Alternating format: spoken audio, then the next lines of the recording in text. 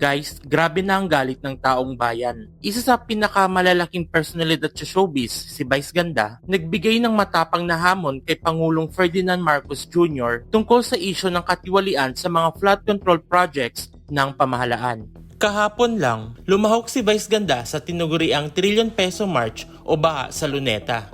Isang kilos protesta laban sa umano'y korupsyon sa mga flood control projects ng gobyerno. Sa harap ng napakaraming tao, diretsahan niyang sinabi, Kaya hinahamon ka namin, Pangulong Bongbong Marcos,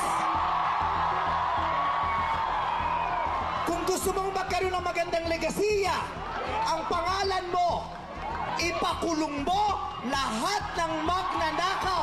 Ang punto ni Vice, tapos na raw ang panahon na natatakot ang mga tao sa gobyerno. Panahon naman daw na ang magnanakaw ang matakot at dapat ibalik sa bayan ang nakulimbat na yaman.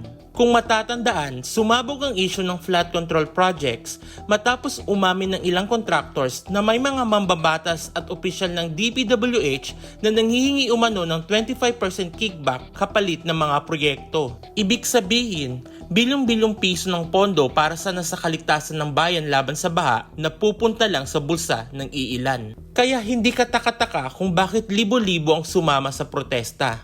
At ngayon, pati mga kilalang personalidad gaya ni Vice Ganda, ginagamit ang kanilang boses para manawagan ng hustisya. Guys, malinaw ang sigaw ng taong bayan. Panagutin ang magnanakaw, bawiin ang ninakaw. Pero ang tanong, makikinig kaya si Pangulong Marcos Jr. sa hamon na ito? Ano sa tingin nyo? Makakakita ba tayo ng tunay na pagbabago? O baka hanggang salita na lang ito ulit?